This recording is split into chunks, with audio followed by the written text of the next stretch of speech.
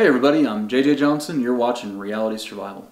So today what I have for you is the top 5 ways to convince your spouse that she needs or he needs to get into prepping. Some of this is kind of geared more towards convincing females than males, and that's really because about 85% of my audience is males and only about 15% or so are females. But I think that it can apply to both males and females either way, really. So with that, we can go ahead and get started right after this.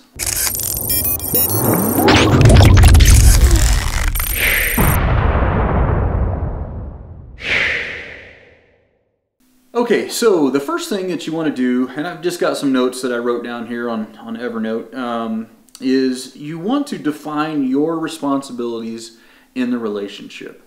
Now, these are a few of the things that I think are primary responsibilities of any man specifically, but it really, like I said, this could apply to men and women. Number one is provide a safe environment for the family. You know, be the protector of the family.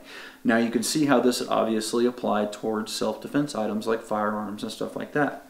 The next item is provide food and water for your family. You know, you're the provider. You're the one that brings, you know, goes out and hunts and drags home the meat so that the kids can eat, you know.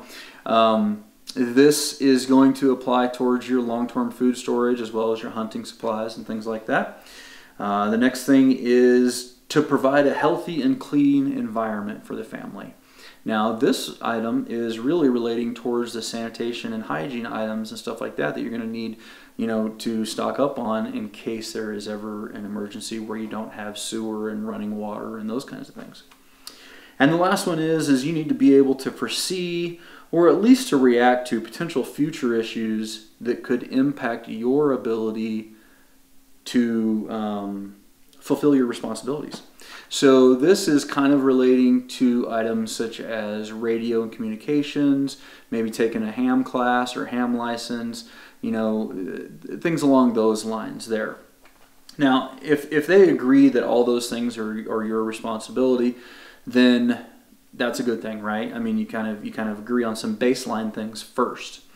The next things that you could talk about is that you don't want to talk about, let me put it that way, is you don't want to talk about low probability, high impact events. You don't want to talk about EMPs, nuclear war, foreign invasion, stuff like that. Because most people experience normalcy bias.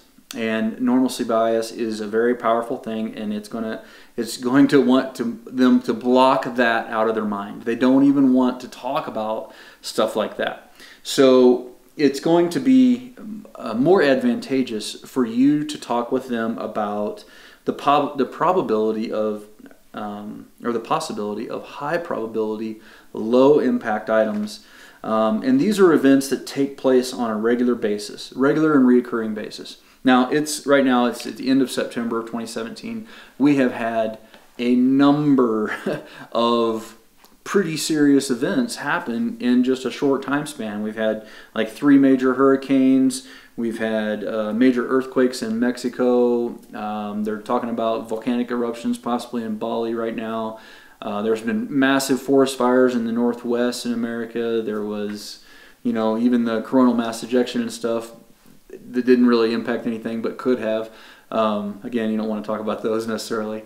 But anyway, you know, you can talk about stuff that happens on a regular basis because there's a lot of stories in the news right now that have happened. And, you know, you could just bring up, hey, what would we do if, you know, X, Y, or Z happened here? You know, and kind of start to get the wheels a turning and things like that. So that's kind of my recommendation for number 2 is don't talk about the crazy stuff that's going to be the end of the world, but do talk about the things that do actually happen in your geographic area. Number 3 is, you know, you can make a comparison of how you spend money on other types of insurance. You know, you spend money on car insurance in case you get in a car wreck. You spend money on life insurance in case somebody dies. You spend money on homeowners insurance in case there's a weather event. Prepping is really nothing more than disaster insurance. That's really all it is.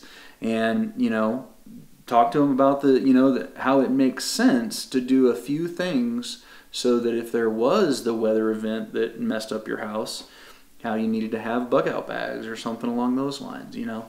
So kind of tie it into some common sense reality kind of things. Number 4 is assure them that you will stick to a budget, that you will only spend X amount of money on prepping per month and you will not go into debt for prepping items. That's a key one. A lot of people will go really overboard when they start prepping, and they start to get a lot of things all at once, and they start spending a lot of money on it, and the other spouse that's not on board is going, wait a minute, you're spending a lot of money on this. This is really crazy. Why are we doing this? And it kind of gets them freaked out. So promise them and stick to that promise that you will only use a little bit of money each month for prepping. That is key.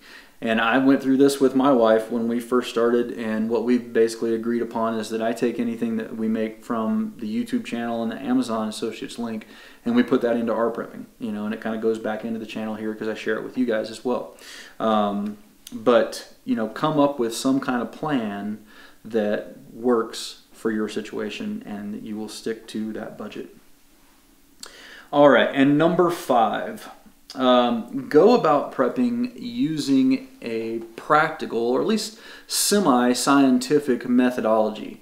You know, look at the things that happen in your geographic area, figure out what you can do to prepare for those things and how you would need to prepare them, and kind of come up with a plan that is reasonable and that makes sense so that you could lay it out to them and show them what you want to do. You know, that you're going to start with this, then you're going to work your way down to this, and the reasons why you want to have those things, and lay it out to them in a very logical way. So the problem is a lot of people have watched doomsday preppers and other things like that, and that has given kind of a bad name to prepping in general, because people think that they're, you know, hoarders and that they're going off the deep end and that they are just worried about singular crazy events that are never likely to happen and stuff. And your spouses have seen those kind of things, and they don't want to be labeled with that title, you know what I mean? But if you go by these top 5 things, you lay it out in a rational and a logical way, you ensure that you're not going to be going into debt, you're not going to be spending too much money on it, stuff like that, then I think it's probably going to be helpful. Now, I know my audience and my subscribers have a bunch of great ideas and additional ways that you can convince your spouse to get into prepping. So definitely check the comments below. And all you guys out there who have other ideas aside from these top 5 that I've come up with, then please put them in the comments and let's share those with everybody else so that we can all work together. I think that prepping is a basic responsibility of every citizen. You should not be in a position to be relying on the government if a disaster happens. You should be able to take care of yourself if at all possible. And for me, that's what prepping is all about.